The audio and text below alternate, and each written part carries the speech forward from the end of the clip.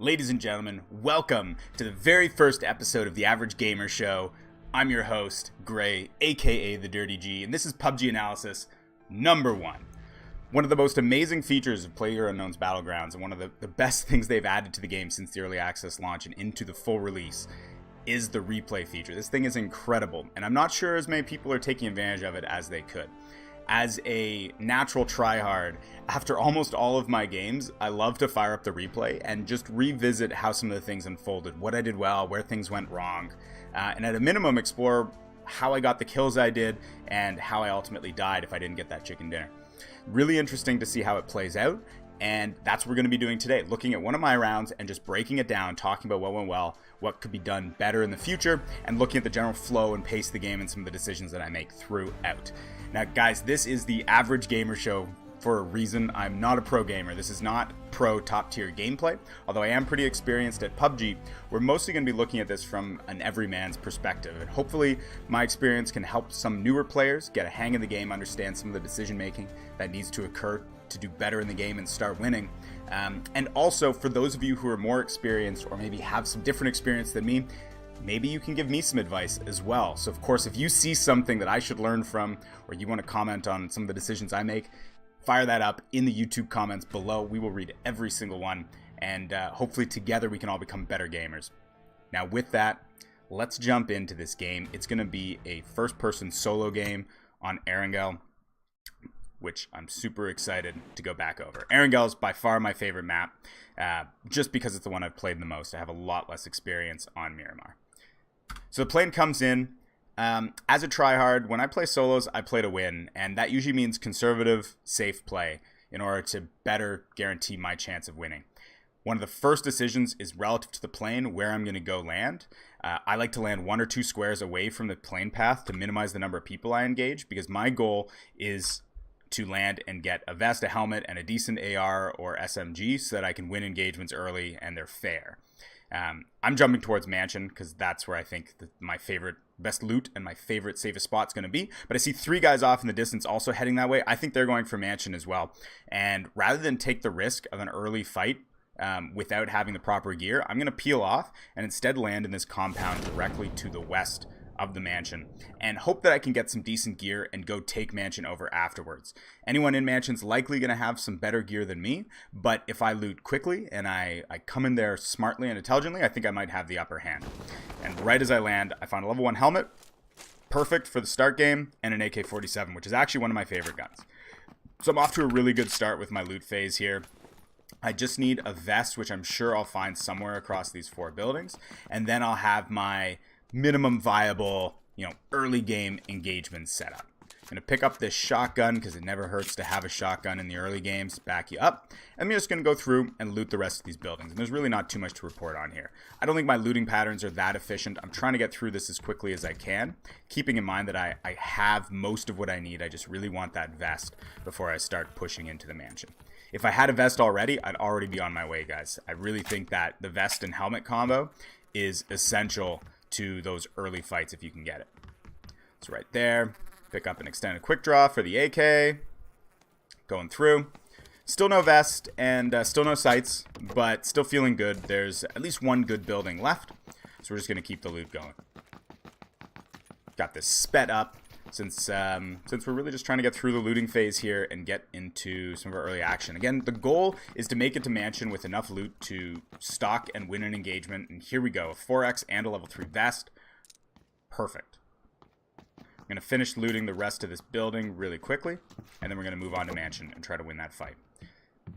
Mansion is one of my favorite spots for solos. You can get away with it on duos as well. With squads, it's not quite enough loot, but it's a great spot to get kitted. You can be pretty confident you're going to get that minimum viable gear with some good sights. You'll definitely have a red dot or hollow, and there's a good chance you're going to find a 4x as well.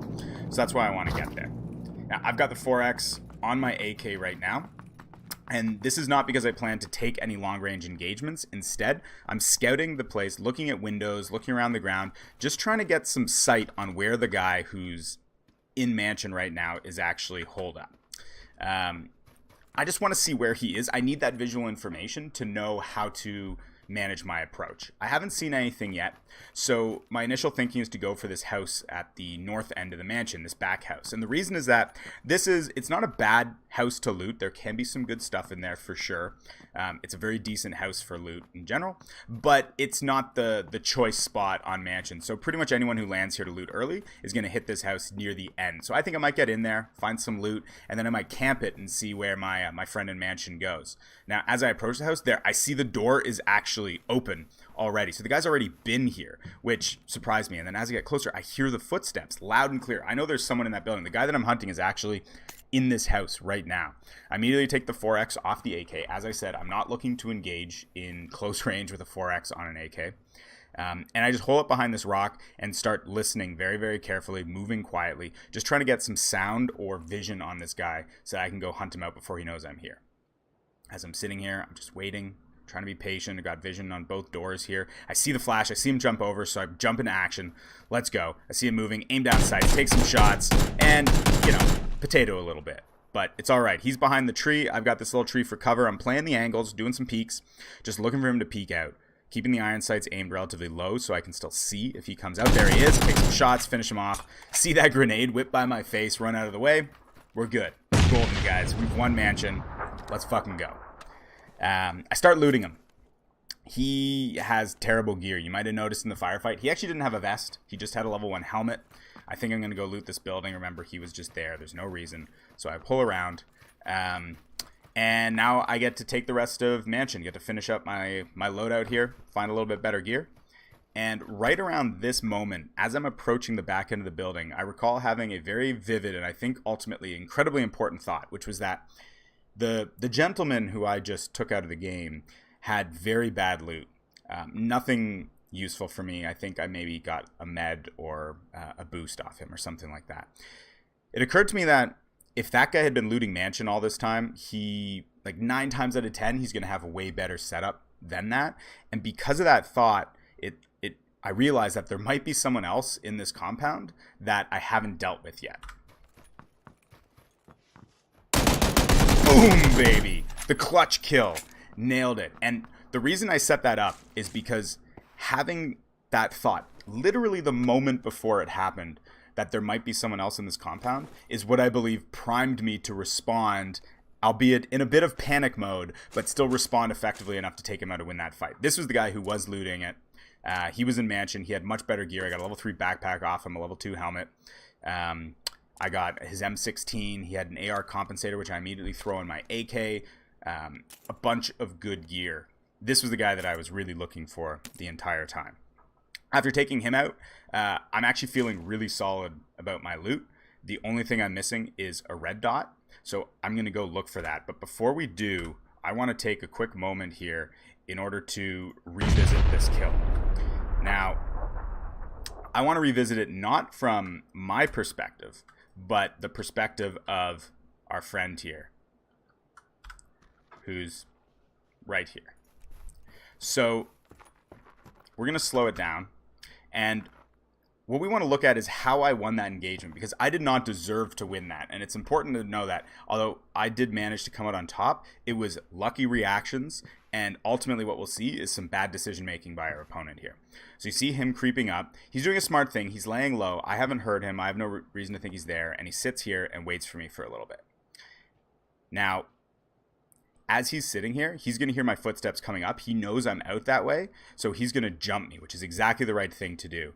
You'll see he runs up, he peeks out, he peeks super wide, he ADSs, takes a shot, hits me, but misses, has to adjust, and by the time he recenters on my head, he's already dead.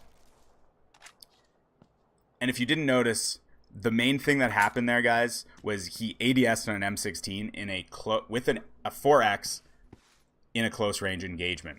I managed to duck to the left, dodge completely out of his field of vision, and start landing shots before he could connect on the next shots. He actually responded really well with the reconnecting. You'll notice he just narrowly missed my head, and right as he died, got a shot off that would have connected my head if he hadn't died. And that, guys, is just why I don't recommend using the 4X in a close engagement. I thought it was really interesting to see it unfold in this specific encounter. Now, as I said, I got some good loot off this guy. The only thing that I still needed was a red dot for my AK. I'm a big fan of the AK. It's I know it's been through a number of buffs and nerfs and all kinds of back and forwards for whatever reason. And there's some mixed opinions on it. I still think for close range engagements, you know, we're talking 50 meters or so, 50 meters or less, it's still one of the best guns in the game. It just hits so hard. And in close range, especially if you have a compensator and a red dot, very easy to control. I got the compensator off that guy. I just need the red dot to feel confident in it. Managed to find a little bit more ammo. So that's just what I'm looking for here. Running around looking for a red dot. I'm sure I'm going to find one soon just because this place is, it's always got one. It's a good place. And there it is right at the top of the steps. And I grab it. The next step, guys, circle's starting to come in. We're very close to the new circle, but we do have a bit of work to do. So I'm going to start to run it. I actually run circles all the time. I know vehicles are a major part of the meta.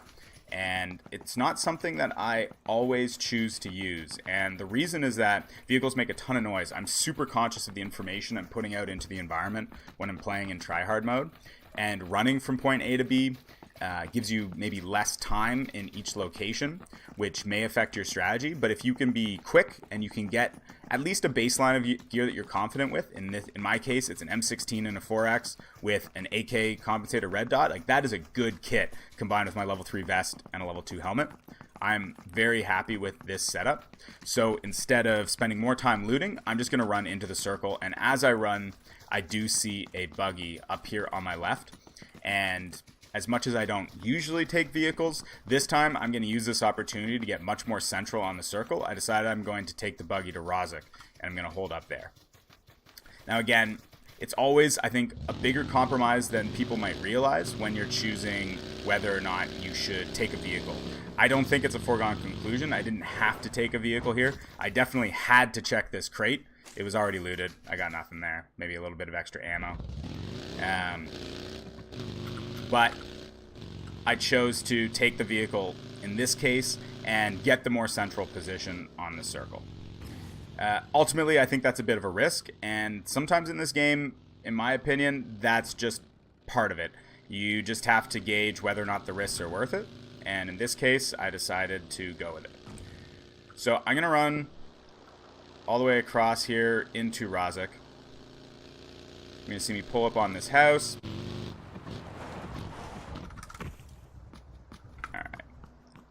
And as soon as I get here, I start taking shots. Now, I don't know exactly where this is coming from yet. I get into the house. I know I'm at least safe for the moment. And what's interesting is the player who is taking shots at me has now just given away his position. I know there's someone else in here now, and I start playing very defensively. I'm going to pull out my M16. I'm going to aim down sights on the 4X, and I'm starting to look for where this guy is. It's not necessarily to kill him, although, of course, if he gives me the opportunity, I'm absolutely going to take the shots. The most important part in this moment is just the information of where my opponent is. I spot him, I see him running, I take some shots, manage to connect one of them through the trees. I get these little flashes of him through the trees. I try to take more shots, but you'll see here I actually don't lead enough. I managed to miss potato a little bit once I have more vision again, and don't manage to take him out. But I'm in this house, I feel safe, and what I'm going to continue to do while I'm here is just keep peeking the windows, trying to make sure I can continue to see where our friend is hiding. Again, all about that visual information. Knowing where the opponent is situated is going to allow me to make smart decisions on how to move and how to engage. I see him peeking that wall, so I know he's still there. Watching him run, waiting to see if he gives me an opening before I take a shot. And I don't know, I decided that was my opening. That was not a good decision, but I went for it. We started taking some shots. He lands a good headshot on me with an SKS. So I duck behind here, and I'm thinking at this point, I don't want to continue the engagement on those terms. If he has the SKS, I now have a damaged helmet. At a long range, I'm at a disadvantage. So I'm not going to continue to peek the windows like that. Instead, I decide to move up closer, figure I'm going to put my AK-47 to work, try and take this guy in a close range engagement. This is one of the interesting things about watching replays, guys, is as I'm pushing out to the left looking for him, he's actually pushing right here up the building to my right and pushing the building more aggressively. And what's hilarious is that we don't see each other, and we totally could. We were both fully exposed to each other right here, and none of us just happened to look that way. It's one of those funny things that happens sometimes. One of the things that makes watching replays so interesting. You also saw we clicked on to our friend in here, OPG Official. He's just camping out that building. He's in a rough loot situation himself. He's just rocking a shotgun and an Uzi, the classic starter kit, no vest. He doesn't even have full health, and it doesn't look like he's got any heals because he's not using them. He hears the grenade go off, and OPG Official decides this is his chance to start pushing on Dirty Weeaboo. He's going to crawl up, slug-like, on the ground, waiting for some visual information on Dirty Weeaboo, which he's just about to get as Dirty Weeaboo pushes up. Yeah, he sees him. He goes, okay, there's my guy. I'm going to fight him. I don't know if Dirty Weeaboo saw him there, but it doesn't matter. OPG Official charges in, letting loose with the SMG. He's going to run to the building. He hears the footsteps over to the right. I don't know if he saw that flash ahead. He takes random shots over there for some reason, sees the head in the window. These guys are both fighting each other, but not much is happening. No one's making too much ground here. But what they are doing is they're making a ton of noise for me. And so you'll see as this is happening, I'm over here deciding I need to get involved in this fight. OPG Official's getting low on health. And we've got our friend, here he is, Dirty Weeaboo. I take shots, just potato. So much potato. Infuriatingly bad potato. Oh, okay. I don't know what to tell you guys. Not a pro gamer. AK-47 at that range, a little bit wonky, I find. In hindsight, I probably should have taken out the M16 with the 4X, try to land the shots a little bit more effectively. But, you know, it is what it is. We still came out on top. We duck into this corner here and start healing up just to make sure that we're good to go. Now, this is an interesting situation because I knew that Dirty Weeaboo was fighting someone else. I did not catch the kill feed if he was actually able to clean up that fight before he died. So, OPG Official, he is still there. He's actually playing, I think, very smartly here. By peeking the windows, he's camping the crate, waiting for the guy who got the kill, me, to come up and reveal myself. I, on the other hand, do know that there is a chance there's someone else in this immediate vicinity. I don't play this nearly safe enough. I barely checked the way that our friend was shooting. I go to loot, and fortunately, as I'm looting, I hear the footsteps to my left. I turn, the Official takes some shots. I've got the AK out. He has no health, so one shot from the AK finally downs him. Not a big deal. He had no loot anyways, and we win the engagement. We come out on top. And at this point, I'm feeling pretty confident that there's no one else here. That random shot that just went off was just a visual bug in the replay. I wasn't taking more shots. And you'll see there's really no one in the immediate area. There's a couple guys on the top of the hill, but they're very far away. No one else to contest. So I just get back into my house here, start bandaging up, and I'm going to wait out the circle. You'll see it's getting quite close. We want to see where it ends up. So I just wait for the circle to connect. This is part of my gameplay strategy, and one that we'll see play out a little bit more over the course of this game. I like to play defensively, and if I don't have a reason to move around in the open or engage, I'm not going to. I'm already in the circle. I'm relatively central. I'm in a good position.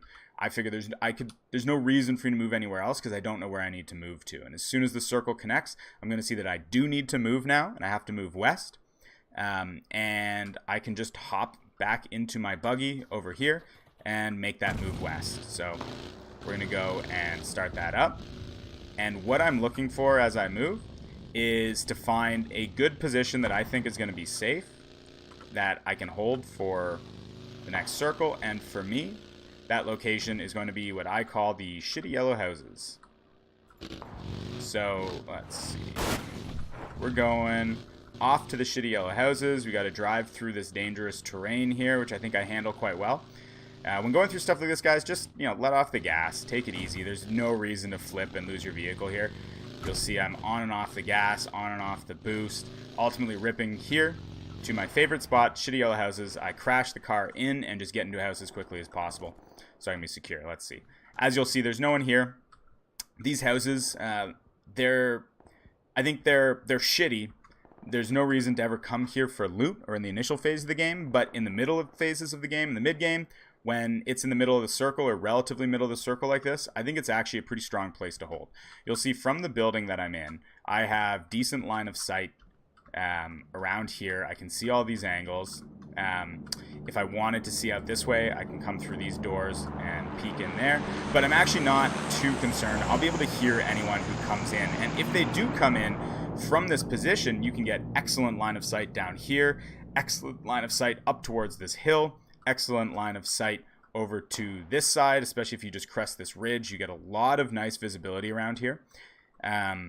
And while you're in here, you can duck in and out of these houses. You can find different angles to peek. You can run out to the different sides of the buildings, peek out, mix it up. I find it's a good place to hold and engage in. So all I'm going to do is sit here, peek from time to time, but I'm mostly just listening to see if anyone comes into the compound. If someone comes in here, I might try to deal with them before pushing into the next circle. You'll see the circle connects, the new circle forms, and again, I'm not in the circle. I have to move a little bit, but there's not a lot of places in here that I actually like for my circle. I don't want to run to the ruins. I find the ruins, there's too many nooks and crannies, awkward angles that can get you. I don't want to go to the sunken city either. I'm definitely not heading towards this island because there's all this high ground all around it that can see this area easily. The place that I want to spend my time here is going to be along this raised ridge on the southwestern edge of the ruins, and I'm really close to that. So I decide to continue to hang out in my little fortress here and just wait for the circle. I'm going to move in with the circle instead of trying to play this aggressively or foolishly. During this time, there's 15 alive already. I know a couple more people are definitely going to die during this transition, so we'll just allow it to play out and let those people die on their own before we get back involved. So let's see. Here we go. We've skipped ahead a little bit. Now the circle is coming in, as you can see. So I'm going to jump out and start pushing up along this ridge.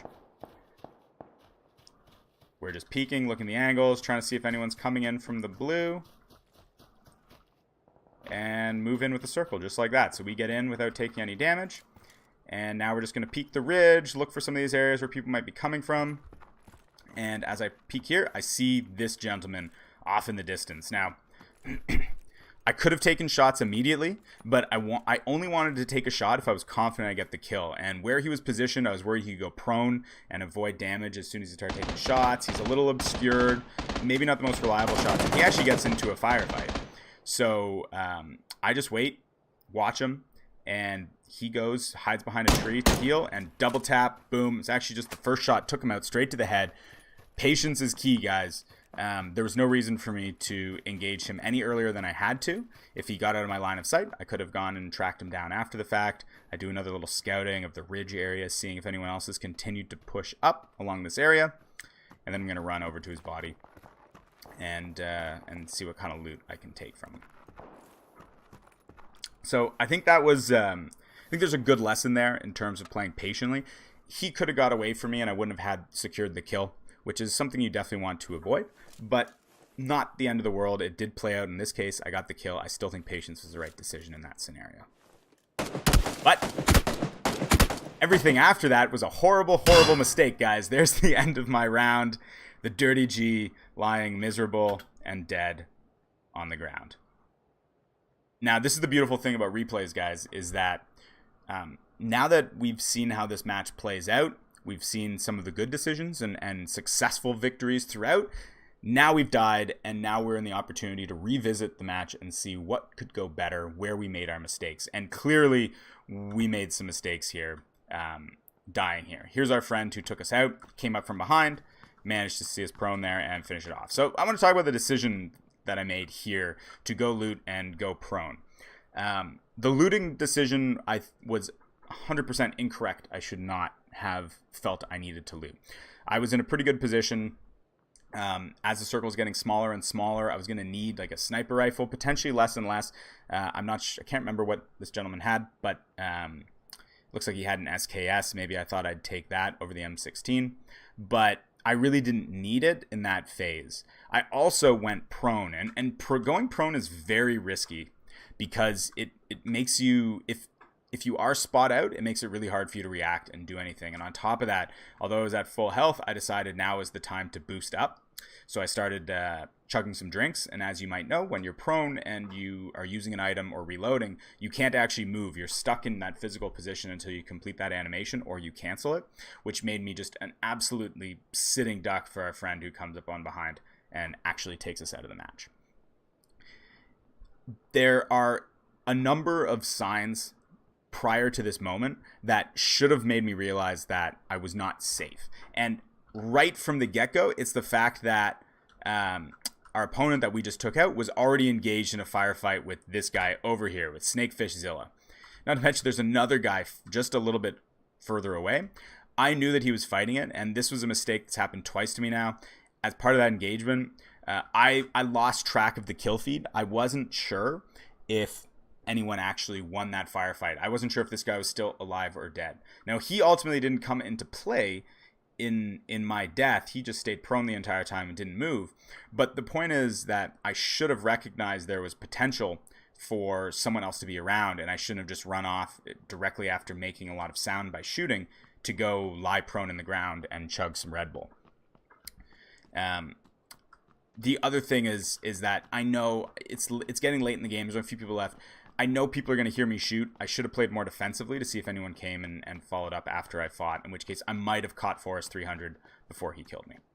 So what we can do is we can go back now and we can take another look at how this unfolded and try to see what happened here.